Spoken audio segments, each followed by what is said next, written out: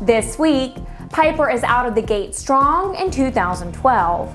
The Blue Angels have a new boss. The NTSB reports a higher number of GA accidents in 2011, and cargo pilots challenge the FAA on crew rest rules.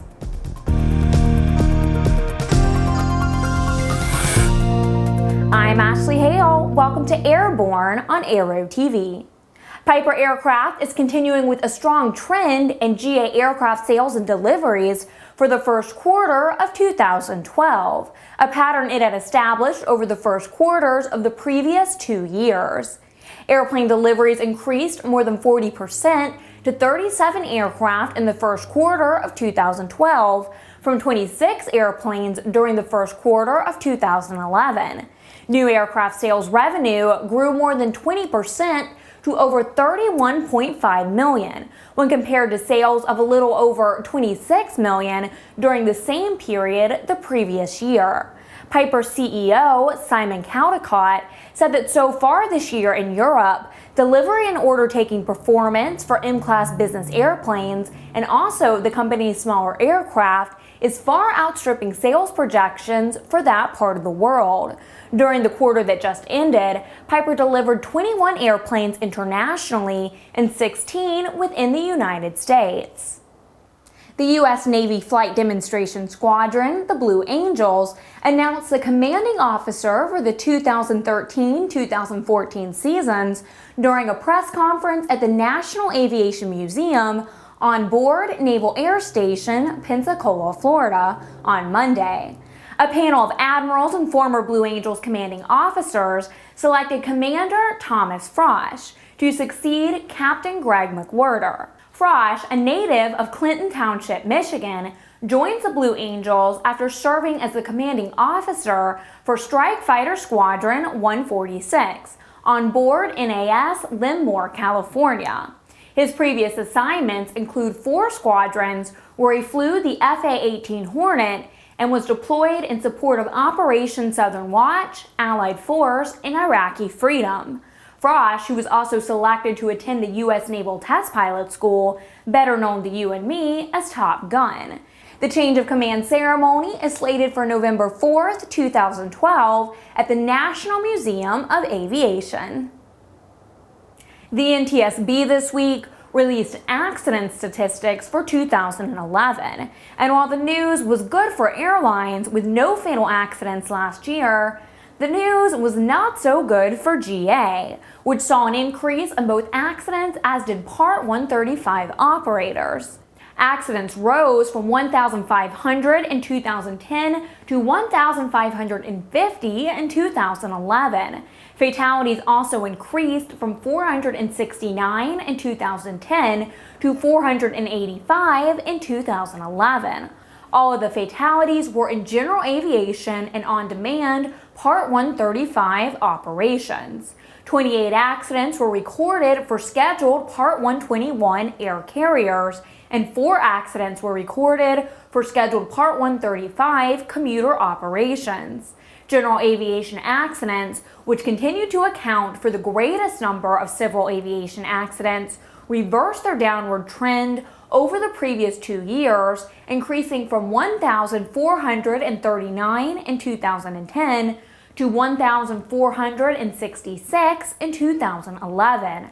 However, there were 263 fatal general aviation accidents in 2011, down from 268 in 2010. Based on the number of hours flown, which was up in 2011, the accident rate per flight hours decreased from 6.63 in 2010 to 6.51 last year. Hawker Beechcraft has filed paperwork with the SEC that will allow it to keep its financial information private.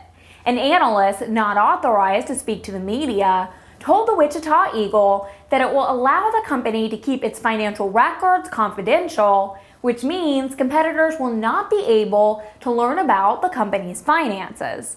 It also saves time and money for the company. According to the SEC, the filing requirement can be foregone when there are fewer than 300 shareholders for the class of bonds offered, if the company has fewer than 500 shareholders for the security, and less than $10 million in total assets in each of the past 3 fiscal years. Corporate Jet Investor reports that the move is commonly seen in organizations undergoing reorganization under Chapter 11. Rumors have been floating around for some time that HBC was preparing for bankruptcy, though so far that hasn't happened. You're watching Airborne, more in a moment.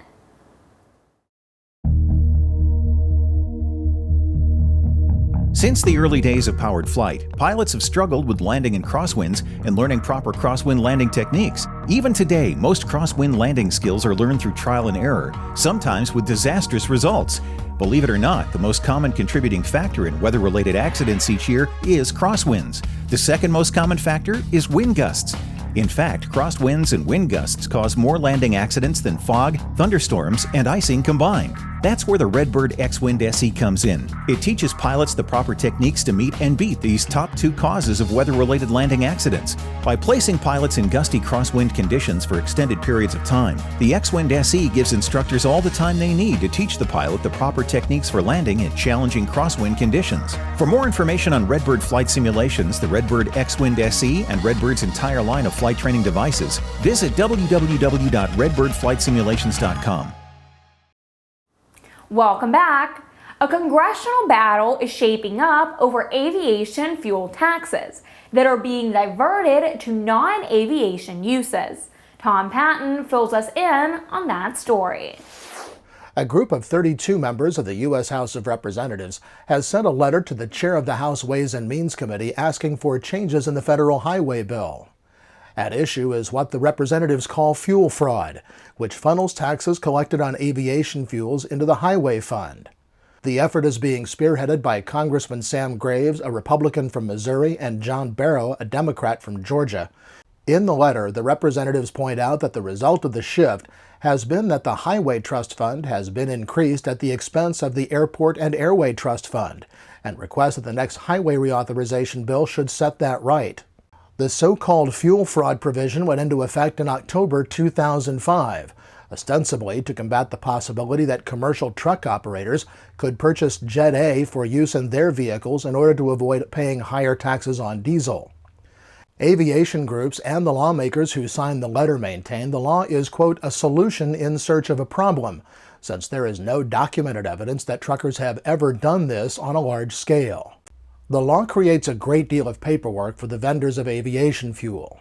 Several aviation organizations have expressed support for ending the practice, including the NBAA, NATA, and several others. For Airborne, I'm Tom Patton. Since it geared back up in September 2009, Eclipse Aerospace has focused on 3 corporate goals: returning parts, service, and support to the fleet, upgrading and delivering the originally intended features and capabilities of the aircraft, and returning the aircraft to production. CEO Mason Holland said this week that the company has already wrapped up the first 2 goals and is now turning its full attention to the third, which is production of the Eclipse 550. The involvement of Sikorsky had been called into question recently when a United Technologies executive said publicly that the helicopter company would not be making any further investment in the very light jet. Holland said that won't affect the company's plans. Holland said, quote, Sikorsky remains a significant investor in EAI, and it has always been the goal of EAI to restart production with its own team, albeit drawing on the experience and expertise of Sikorsky. The NTSB has released a preliminary report for an accident which occurred April 19th in the Gulf of Mexico. Because the airplane quickly sank in about 1,500 feet of water, recovery of the wreckage and inspection of the airplane will be difficult, to say the least. The report indicates that the pilot contacted the Jacksonville Center at approximately 07:15 and reportedly level at flight level 270. Approximately 20 minutes later, the airplane began to deviate from the air traffic control assigned altitude and route. The center controller was unable to contact the pilot. NORAD launched military fighter aircraft to intercept the airplane. They found the 421 was circling in a left-hand turn at a high altitude, low airspeed, and the windows were partially frosted over. In addition, they said the pilot was slumped over in the cockpit and not moving. They fired flares and the pilot was still unresponsive. The airplane circled for approximately 3 hours before it descended into the Gulf of Mexico. Upon impact, the airplane immediately filled with water and sank.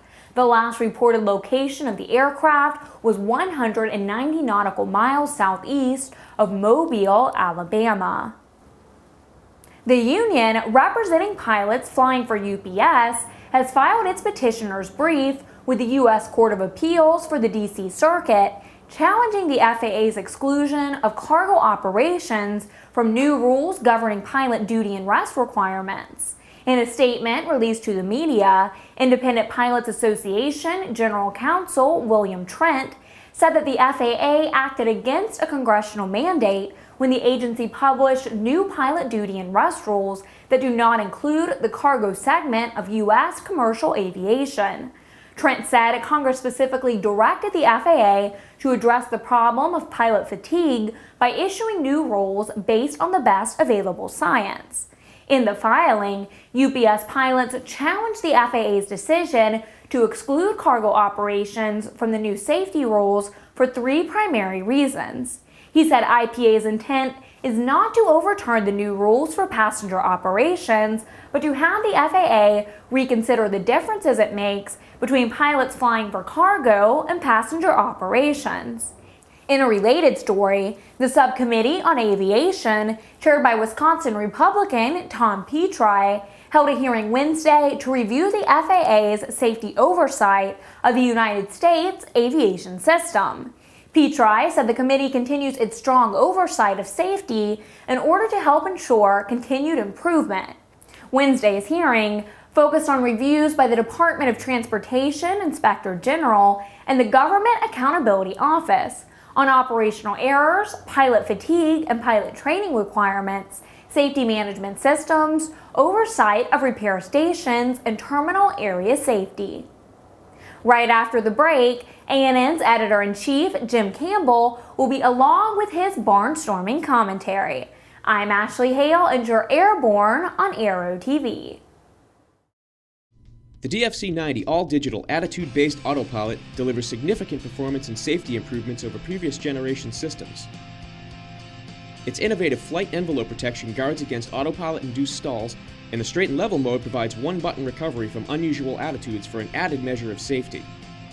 Immensely popular within the cirrus community, the DFC-90 is now being made available for a growing list of aircraft including Piper Matrix and Mirage, Cessna 182s, and Beech Bonanzas and Barons. Fly with confidence. Fly with DFC-90. Thanks for joining us. It's been a long, slow climb out of the doldrums for GA, and there's still a lot of ground to cover. ANN's editor-in-chief, Jim Campbell, has said for some time that a big part of the problem we're in is the very culture of general aviation, and its continuing insistence on repeating old behaviors. His evolving solution? A complete transformation, and one that starts with the process itself. Jim? Thanks, Ashley. Hi, folks. A little bit over a year ago, we started on an amazing path, a path that, frankly, we weren't quite sure where it was going to take us. All we knew that it was one we had to walk. We'd been watching aviation from a standpoint of what we'd seen for decades as well as what was happening currently, and we came to this stark realization that not only was it not working, but it couldn't work anymore. The world changed. You changed. I changed. Society changed. Politics changed. Communications changed. And as a result, transformation became the watchword. Now, I've had a chance through my friends at X Prize to watch transformation take place, not just in the space industries, but in genomics, in health, in automotive, and a number of areas. And I've had the opportunity to speak to some of the best and brightest minds in this business. But the one thing I've noticed is that X Prize was even more than the genius of Peter Diamandis and Greg Marinac. It was the brilliance and the persistence of all the people who partnered with Peter. Peter didn't lead anybody. Peter partnered with people. And, it's one of the things I appreciate most in him as a friend, as well as in somebody who's created a whole new world. We need our own concept of transformation. We need our own X Prize, not necessarily something big and specific and monumental, but 100 teeny little X Prizes, 100 teeny little concepts that produce the kind of transformational change that will guarantee in aviation, that will be here for your kids, your grandkids, and on into the future. While I expected the associations and some of the larger organizations of this business to catch on and get with it, even copy it and take credit for it, if you will. I mean, I didn't care just so long as the job got done. It hasn't happened. And yet what has happened has been this grassroots efforts. I've talked to hundreds of people. I've got to be pushing 1,000 on this subject who are enthused and have ideas. And I mean, I've got an idea list that will just knock you out. It's really extraordinary. It's very exciting. So I need to tell you right now that as we're in the process of transforming the transformation process, my firmest belief is that it's going to be grassroots. And being grassroots, I need you. I need your help. Heck, we all need your help. You're going to be hearing a lot more about it. We've been talking about it, working on it. It's time to start pushing. As you all know, we've had kind of a fight this year that, and it's not yet over yet, that's really kind of slowed us down a bunch. We're a company that was trying to shut us up because, well, we caught them doing not nice things and not honest things and not fair things and so forth and so on. And sooner or later, one way or another, we'll put that beside us and get on to the things that really matter. What really matter is the future of this industry. You matter. I need your help. I'd like everybody who's got an idea, a concept, some time, and some energy to get behind transformation, to join with us. Let's rebuild aviation anew. Imagine what aviation would look like if we could start over. And honestly, I think that's what we're talking about. Think about it. For the Aero-News Network, Aero TV, and Airborne, I'm Jim Campbell. Now, go fly something. Bye. Airbus said Friday that it will cover the costs airlines incur while repairing wing cracks which have cropped up in many A380 Super Jumbo airplanes. But the carriers will most likely not be reimbursed for the time that the airplanes are out of service. The French news service, AFP, cites a report in the Sydney Morning Herald in which Airbus says it expects the cost of the repairs to be about $139 million, which it would cover. But the planemaker's CEO, John Leahy, told the paper that, quote, "It is not typical that there would be any compensation above and beyond the actual repairing of the product." Leahy told the paper that the repairs will be covered under warranty and likened the situation to a car repair. He said a manufacturer would not pay for a rental car when a car is in the shop. Leahy also said the cracks, which have cropped up in an area where the wing skin bonds to its underlying structure, are a maintenance issue and that the airplanes are not unsafe. The first set of systems tests and simulations for the Bombardier C-Series aircraft got underway this week, including those on the engine and electrical systems, have started in its systems integration rig known as Aircraft Zero, or the Complete Integrated Aircraft Systems Test Area. Test data are confirming that the aircraft development program is on track to reach key performance targets as the drive towards entry into service in late 2013 continues. Approximately 9% of the C-Series aircraft systems will be tested in the first half of 2012 on Aircraft Zero, which is located at the company's Mirabel, Quebec facility north of Montreal. Bombardier says that Pratt & Whitney has run over 13 hours of full engine testing on the PW1500G engine that will power the aircraft, and the first set of final assembly tooling at Mirabel is complete. Additionally, assembly simulation exercises are underway to optimize learning and the pre-validation of the assembly process. Blue Origin, which normally shuns the attention of the media, said Thursday it has successfully tested the design of its next-generation space vehicle. completing a series of wind tunnel tests to refine the aerodynamic characteristics of the spacecraft's unique biconic shape. The tests were carried out as part of the company's partnership with NASA under the agency's Commercial Crew Development Program. Blue Origin is designing the space vehicle to transport up to 7 astronauts to low Earth orbit in the International Space Station. The wind tunnel test validated Blue Origin's analysis of the space vehicle's aerodynamics during descent through the atmosphere and the ability to change its flight path, increasing the number of available landing opportunities each day and enhancing the vehicle's emergency return capability. More than 180 tests were conducted over the past several weeks at Lockheed Martin's high-speed wind tunnel facility in Dallas. Dream Chaser just wrapped up similar tests on its orbital crew vehicle and the Brand W Nix low-speed wind tunnel at Texas A&M University. Aerodynamic data generated from this testing, coupled with data from computer simulations, will define the characteristics of the Dream Chaser lifting body vehicles during the approach and landing phase of flight. This information will assist Sierra Nevada Corporation engineers in preparing for Dream Chaser vehicles' first free flight test scheduled for the third quarter of this year. SpaceX on Monday conducted a successful static test fire of the Falcon 9 rocket that will eventually boost a Dragon spacecraft to the International Space Station, but the May 7th launch has been postponed. The rocket rumbled to life on the second try about 16:15 EDT after being delayed by a computer glitch.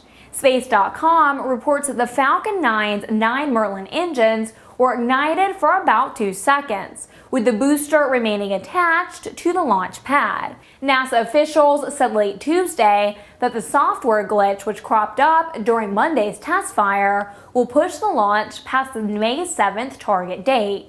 A date of May 10th was said to be the earliest possible launch date, but no firm date has been established. The delay was confirmed Wednesday by SpaceX. When it does launch, the Falcon 9 will lift off from Space Launch Complex 40 at Cape Canaveral Air Force Station on the Florida coast, carrying a Dragon capsule containing non-essential supplies for the ISS. The flight plan calls for a near approach to the station, and if that is successful, the Dragon spacecraft will be grappled by the station's robotic arm and docked, the first time a private spacecraft will have visited the station. Each week, we share with you a sample of an online video one of our viewers thought was especially entertaining. We call it AVW, the Aero Video of the Week.